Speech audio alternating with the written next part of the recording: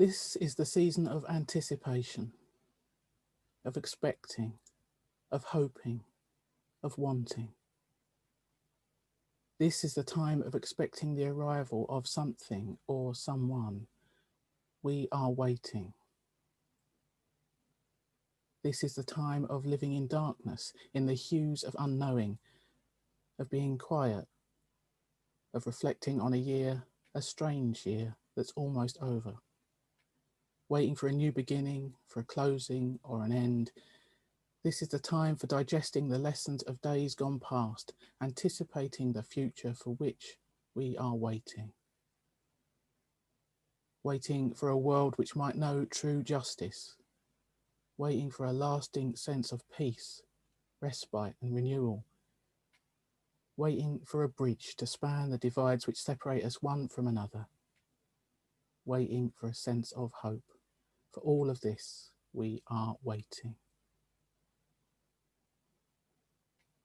These opening words, adapted from a piece by the UU Minister Leslie Takahashi, these words welcome all who have gathered on Zoom this morning for Kensington Unitarian Sunday service. Welcome to members of the congregation, to friends and visitors who are with us today, and to all those who might be listening later on our podcast or watching on YouTube. My name's Jane Blackall and I'm a member of the staff team at Essex Church. I've been part of the congregation for 21 years now, and I'm also a ministry student in my third and final year with Unitarian College. It's lovely to see everyone's faces out there in Zoom land this morning. Looking around the virtual room is an experience to warm the cockles on a chilly November day. And it gives us a sense of how we're all still connected in community, even as we're scattered all over the country and indeed all over the world. Looking around, I see people from Suffolk and Watford and Bristol and Malvern and Kent, from France and Germany and Madeira, all over the place. Even though I say it's nice to see you in the room, I want to reassure you that if you're not in the mood to be seen, as Jenny already said, perhaps you technically haven't got out of bed yet, and I do sympathise, being more of an owl than a lark. It is absolutely fine if you want to keep your camera off this morning and just lurk quietly. There will be some opportunities to join in by speaking or singing as we go along, but there's absolutely no obligation to do so. So if you feel you need to keep the head down, that is absolutely all right with us. So this is the first Sunday in Advent. I hope you appreciated our virtual Advent wreath. The logistics of moving a real one from one venue to another were a bit beyond us. That image with one lit candle that we had up during O Come, Emmanuel, the music at the start. And in the spirit of Advent, a time of waiting and anticipation, perhaps we could do with taking a moment to pause now, to intentionally slow down to breathe into this moment and arrive. Perhaps follow a breath or two.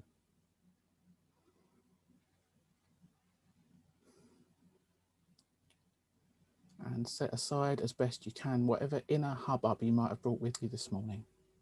You can pick it up again in an hour's time if you need to. And as we often say, whoever you are, however you are, you're welcome in this gathering this morning, just as we find you. So I'll light our chalice now, as we do each Sunday and at other times we gather. This is with some words loosely based on some by a person called Cricket Hall. This simple ritual connects us with Unitarians and Unitarian Universalists the world over, and it reminds us of the proudly progressive religious tradition of which this little gathering is part.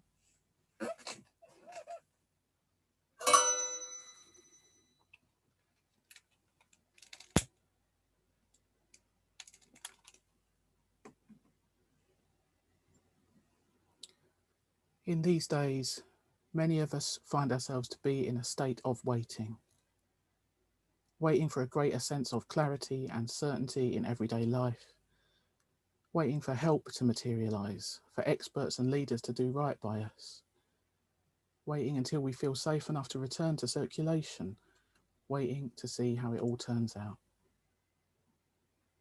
So in this time of waiting, may we hold the world in our hearts. In this time of waiting, may we reach out to others in loving kindness.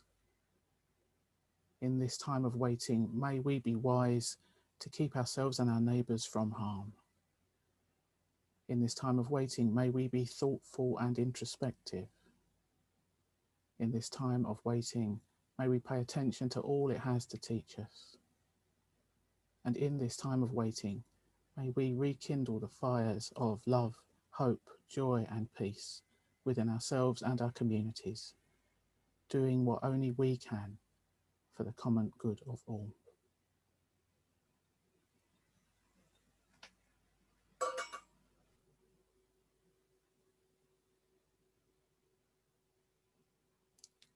And perhaps we can take those joys and concerns into an extended time of prayer. This is loosely based on some words by the Unitarian Universalist minister Karen Johnston. You might want to adjust your position first for comfort. You might want to close your eyes, soften your gaze, maybe look at the chalice flame. Perhaps there's a posture that makes you feel more prayerful, whatever works for you, whatever will get you into the right state of body and mind for us to pray together now, to be fully present in this sacred time and space with ourselves, each other, and that larger presence which holds us all.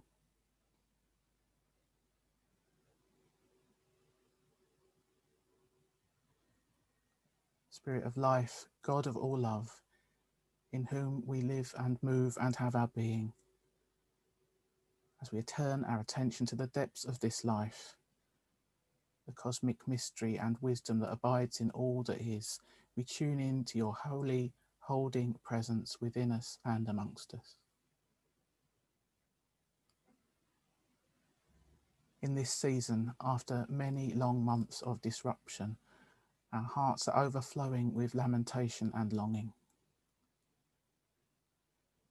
Longing for a world with more hope and less despair. Longing for a life of more connection and less isolation. Longing for a future of less consumption and more compassion. Longing to be more relaxed and carefree, less anxious and uncertain. Longing for a brave love, a growing seed within us, spreading far and wide. Longing for a better world, where all injustice and oppression is overturned. Longing for companions to give us courage, that we each might play our part in life, helping to bring about beloved community, which some might call the kingdom of God.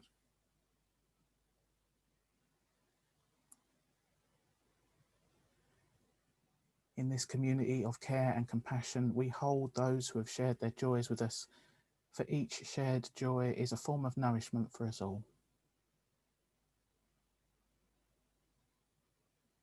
In this community of care and compassion, we witness those who have shared their sorrows with us. For each shared sorrow touches our hearts, and we accept the call to lighten the burden of our companions where we can. So in a short time of shared stillness now, let our hearts pray the prayers only they know. Both prayers of compassion for all those who are suffering this day and prayers of gratitude for all that is still nonetheless very good in this world.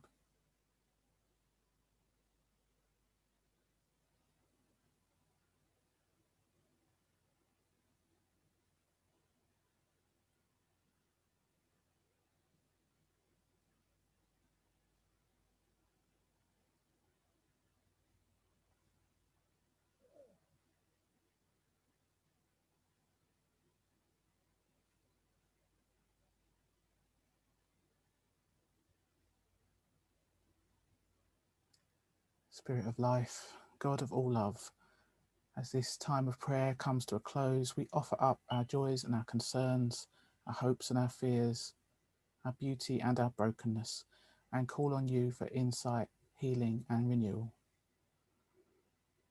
As we look forward to the coming week, help us to live well each day and be our best selves, using our unique gifts in the service of love, justice and peace.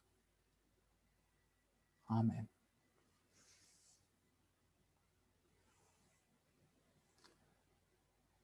So I'm going to hand over to Juliet now, who's got a reading for us, a piece by Hope Yaren.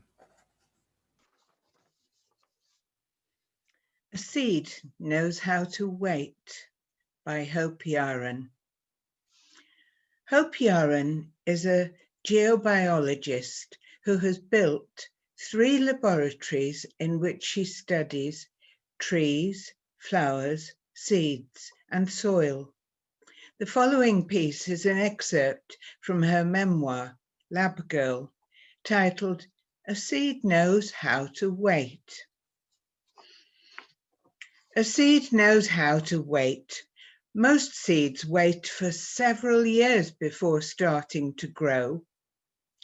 A cherry seed can wait for 100 years with no problem. What exactly each seed is waiting for is known only to that seed.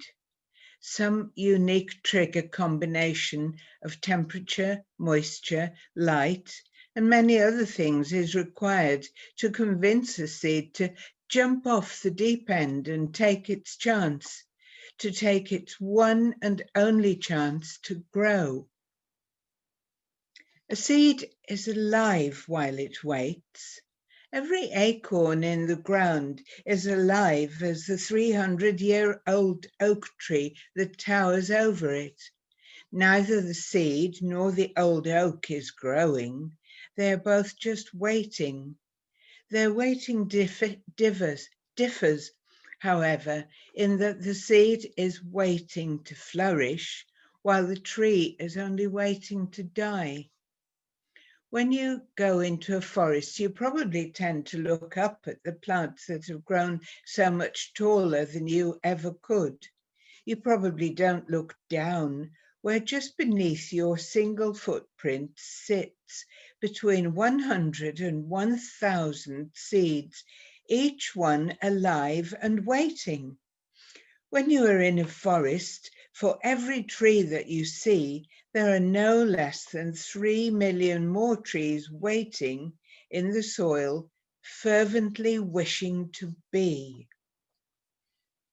When the embryo within a seed starts to grow, it basically just stretches out of its doubled over waiting posture, elongating into official ownership of the form that it assumed long ago. The hard coat that surrounds the peach stone, a mustard seed, or a walnut shell mostly exists to prevent its expansion. In the laboratory, we simply scratch the hard coat and add a little water, and that's enough to make any seed grow. It must have cracked thousands of seeds over the years, and yet the next day's green never fails to amaze me. Something so hard can so easily, if you just have a little help in the right place under the right conditions, you can finally stretch out into what you're supposed to be, just like the seed. After scientists broke open the coat of a lotus seed and coddled the embryo into growth, they kept the empty husk, and when they carbon dated this discarded outer shell, they discovered that their seedling had been waiting for them within a peat bog in China for no less than 2,000 years. This tiny seed had stubbornly kept up hope of its own future while entire human civilizations rose and fell. And then one day, this little plant's yearning finally burst forth within a laboratory. I wonder where it is right now. Each beginning is the end of a waiting. We are each given exactly one chance to be. Each of us is both impossible and inevitable. Every replete tree was first a seed that just waited. Thanks, Juliet. So we're coming now to a time of meditation. Again, you might like to have a wiggle and get as comfortable as you can in your chair or your bed. You might want to put your feet flat on the ground to help steady yourself. You might want to close your eyes. There'll be some words from M. Barclay, a piece called Slow, which perhaps speaks to the practice of intentionally slowing down, the shift in attitude we might bring to these times when endurance is called for, the value of savouring the good things in life and making sure we stay in touch with reality in all its shadings. Those words will take us into a good few moments of shared stillness, and that silence will come to an end with some instrumental music from Sandra. We're going to try something a little different this week, and during the time of silence and the musical interlude, I'm going to put a chalice cam up on screen so you can look at that instead of me. As ever, the words and the images and the music are just an offering, not an obligation. You're free to think your own thoughts and meditate in your own way. So some words from M. Barclay. Now is not a time for rushing past joy. Do not move too quickly from any good thing, not laughter or a sight of beauty, not a taste, a feeling, a companion or a truth. These are gifts not to be wasted. Be generous in sharing. Linger and give thanks. Be excessive in awe. Just do not hurry through them as if they're not precious in this season of grief. When you encounter the harder things, still move slow.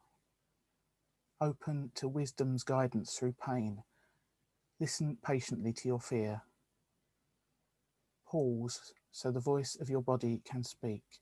You cannot hurry in heartbreak or loss and hope to make it through.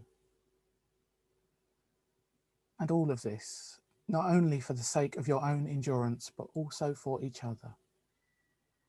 When we tend inward, we prevent that which makes our spirit decay. When we nurture our soul, we grow in our capacity to contribute to the whole. Nothing much of value grows quickly, not courage nor healing, not love that liberates, not justice that transforms, not the new world that we hope to grow from the ruins of all that's destroyed. Everything we need the most for our collective soul to make it through this alive requires great urgency and abundant patience. So wherever possible, take a breath. And again, find the rhythms of life best for growing our souls.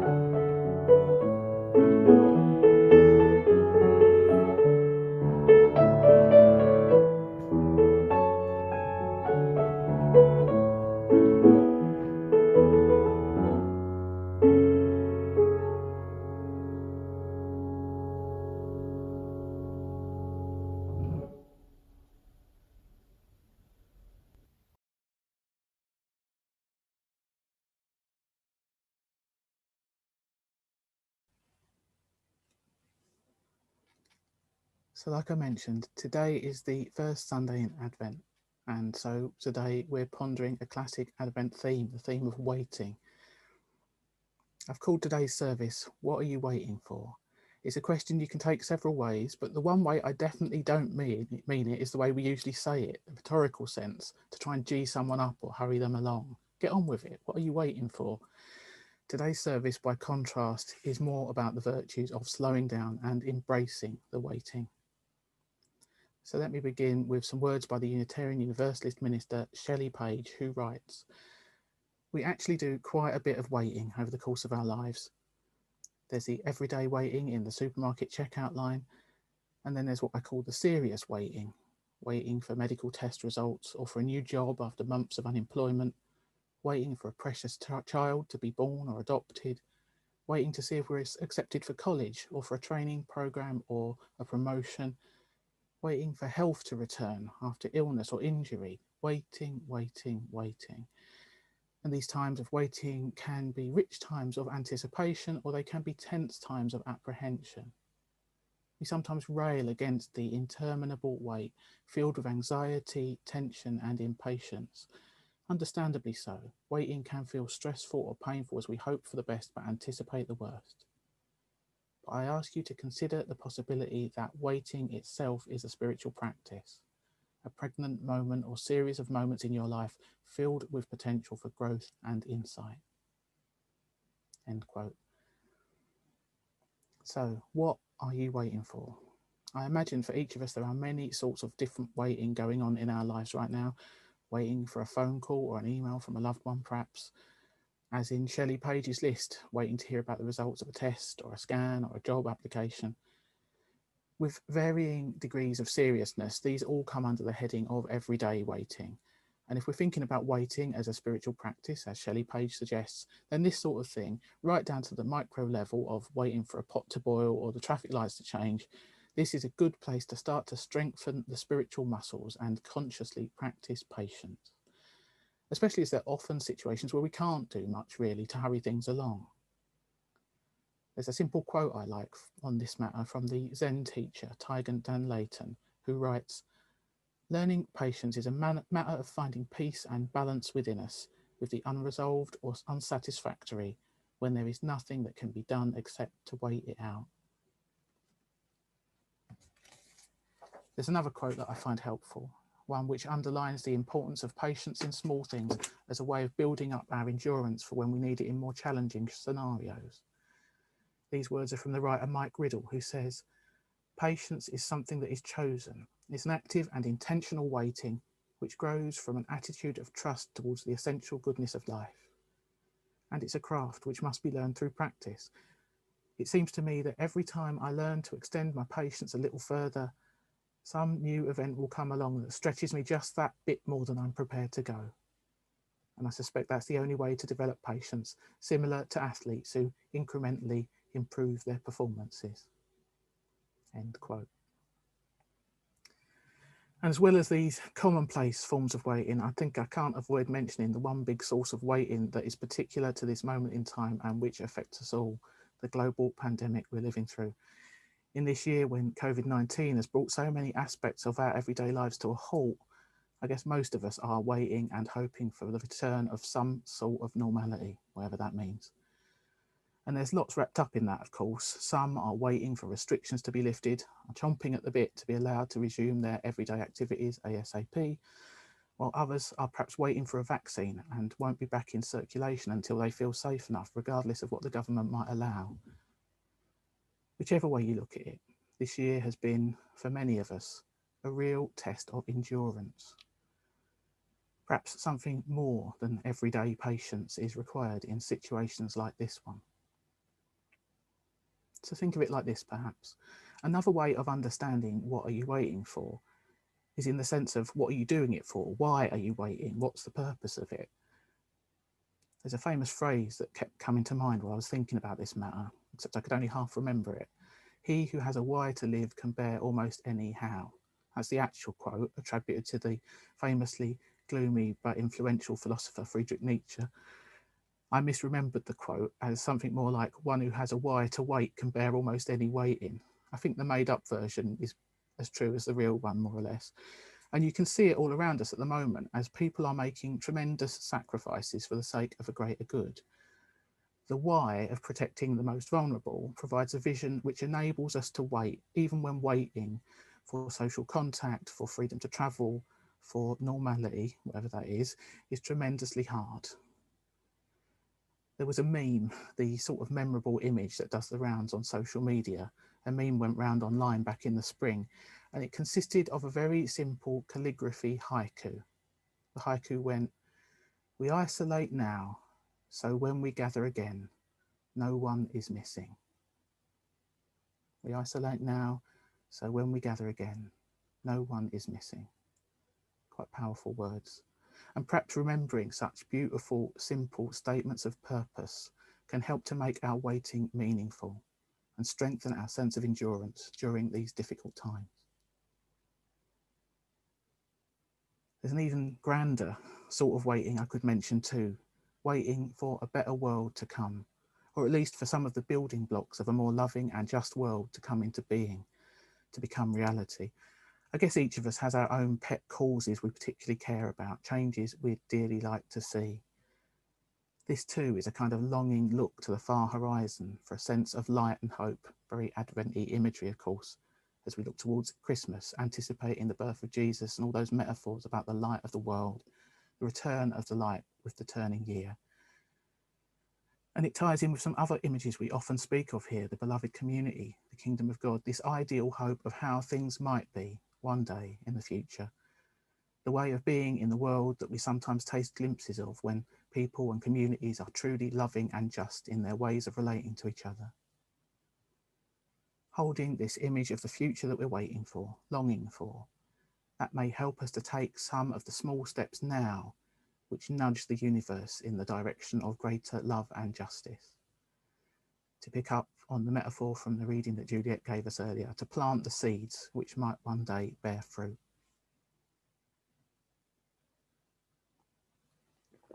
So I'll ask it again. What are you waiting for? Because tuning into your own longings like that can be instructive. I put a short quote from the writer MJ Ryan on the email that went out on the mailing list, and she wrote, "Being made to wait helps us figure out what we truly want and what really matters to us. Remembering that some things are worth waiting for helps us decide what it is that's worth the wait and to prize it truly when we do receive it." There are different flavours of waiting too. Sometimes we are eagerly anticipating something that we want, an outcome we desire. Other times we feel a real aversion, a revulsion to an outcome we might dread. My personal example, as one who spends a lot of time online, there are days when I am constantly hitting refresh and wishing that for some hoped for email will arrive. And there are other days when I'm a bit scared to look at my inbox because I don't want to know. But it's not just a question of anticipation or aversion. A lot of the time there's a more neutral form of waiting that we might think of as curious waiting, a wait and see approach, wondering how it'll all turn out. And as well as that distinction between desire and dread and that more neutral form of waiting in the middle, it can feel different depending on the likelihood of the thing that we're waiting for to come about. The thing we're waiting for might be highly uncertain, or it might be close to a dead cert. You might have heard of the phrase waiting for the other shoe to drop, which refers to the horrible situation where you're braced for an almost inevitable bad thing coming. Or the thing we're waiting for might be an outside possibility at best, which nonetheless has gripped our imagination. Another distinction we might make is between passive and active waiting. Sometimes a situation is or seems to be out of our hands, determined by forces that are largely beyond our control. And in such situations, it would seem that all we can do is passively await our fate. But perhaps more often than we think, there is a possibility for active waiting, where we can make at least some small effort to tip the balance and bring about the future we want to see. So as I close, I'd like to share some wisdom from Henry Nouwen, who wrote, "The word patience comes from the Latin verb patior, which means to suffer. Waiting patiently is suffering through the present moment, tasting it to the full, and letting the seeds that are sown in the ground on which we stand to grow into strong plants. Waiting patiently always means paying attention to what is happening right before our eyes and seeing there the first rays of God's glorious coming. So in this season of Advent and the longer season of waiting we may still find ourselves in, may we choose such a path of active waiting and orient ourselves towards hope, planting those little seeds wherever we can to help grow the future world of love and justice we all want to see. Amen.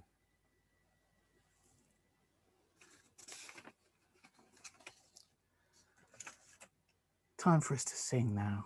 As we're in Advent, you will be getting carols of some description in every service during the month ahead, and today's choice is People Look East. We had to go rummaging in the congregational archives for this, so it's a recording of us in church almost exactly 2 years ago, which accounts for there being some rustling and coughing. I hope you'll overlook that just for the novelty value of singing along with ourselves, which hasn't got old yet. Don't worry, Jenny is going to make sure we are all safely muted for this bit, so you can sing along freely as long as your housemates or neighbours aren't having a lie-in. So yes, I'll be displaying some slides and playing the music for you to sing along. Enjoy.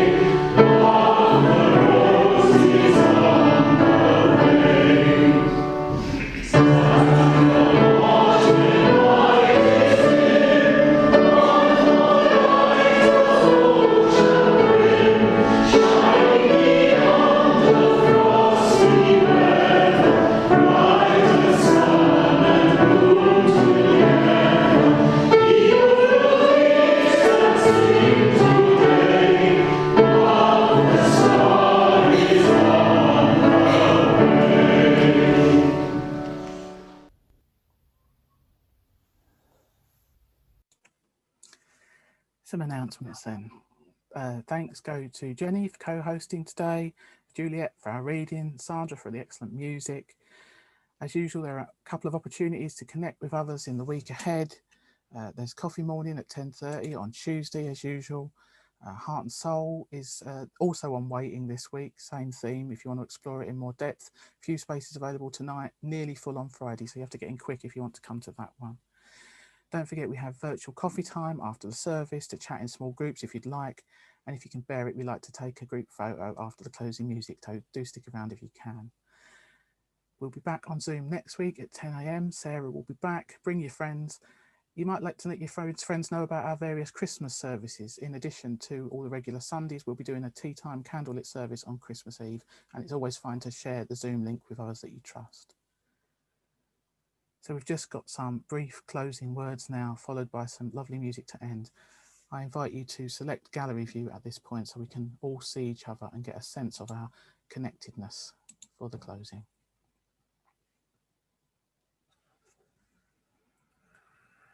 This is the season of endings and beginnings, when the small signs of dawn pierce through the night and something new is born. But first comes the waiting, the longing. The presence of life, the sheltering spirit of love, grieves with those sweeping up the debris of loss, waits with those who restlessly yearn for a change, grants us courage in the night to guard each other's dreams for this holy, wondrous universe, the world transformed we long for. Grant us, O universe unfolding in mystery, a sense of your timing. May we loosen our grip on that which doesn't serve us, leaving behind that which we've outworn and outgrown, and teach us the lessons of waiting, of beginnings and endings. Remind us that such times of pause may be a fertile starting place for a planting of seeds which bring to birth that which is ready to be born. Something right and just and different from what we've known. A new song, a deeper relationship, a fuller love, a future of flourishing in the fullness of time. And may it be so for the greater good of all. Amen.